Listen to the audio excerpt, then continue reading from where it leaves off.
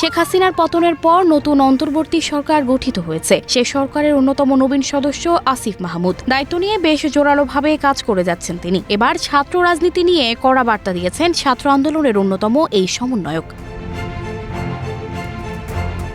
সোমবার নিজের Facebook account থেকে দেয়া এক পোস্টে তিনি এই কথা বলেন। আসিফ মাহমুদ লিখেন, ছাত্র রাজনীতি নয়, প্রয়োজন রাজনৈতিক সচেতনতা। ক্যাডার ভিত্তিক বাহিনী বানানো, নির্যাতন নিপীড়ন, লেজুর ভিত্তিক ছাত্র রাজনীতির বিরুদ্ধে দীর্ঘ লড়াই করেছি। ছাত্রদের মধ্যে রাজনৈতিক সচেতনতা থাকাতেই ফ্যাসিবাদী হাসিনার বিরুদ্ধে লড়াই সম্ভব হয়েছে। ছাত্রদের মধ্যে রাজনৈতিক সচেতনতা থাকলে পথ হারাবে না বাংলাদেশ।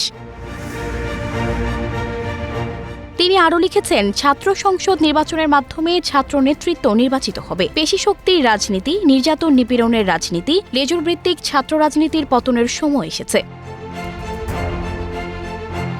গেল ৫ আগস্ট শেখ হাসিনা সরকারের পতনের পর বৃহস্পতিবার নোবেলজয়ী অর্থনীতিবিদ অধ্যাপক ড. মোহাম্মদ ইউনূসের নেতৃত্বে অন্তর্বর্তী সরকার গঠিত হয়েছে। এই সরকারের যুব ও ক্রীড়া মন্ত্রণালয়ের উপদেষ্টা হিসেবে দায়িত্ব পেয়েছেন বৈষম্য বিরোধী ছাত্র আন্দোলনের অন্যতম সমন্বয়ক আসিফ মাহমুদ। তিনি ঘোষণা দিয়েছেন, ছাত্র আন্দোলনের সমন্বয়ক হিসেবে যারা ছিলেন তাদেরকে উপদেষ্টাদের সহকারী করা হবে। আন্দোলনের মাধ্যমে শেখ হাসিনা সরকারের পতন করেই মাঠ ছাড়েনি শিক্ষার্থীরা। তারা এখন শহরে ট্রাফিক নিয়ন্ত্রণে কাজ করে যাচ্ছে। সানজিদা রহমান, প্রবাস খবর।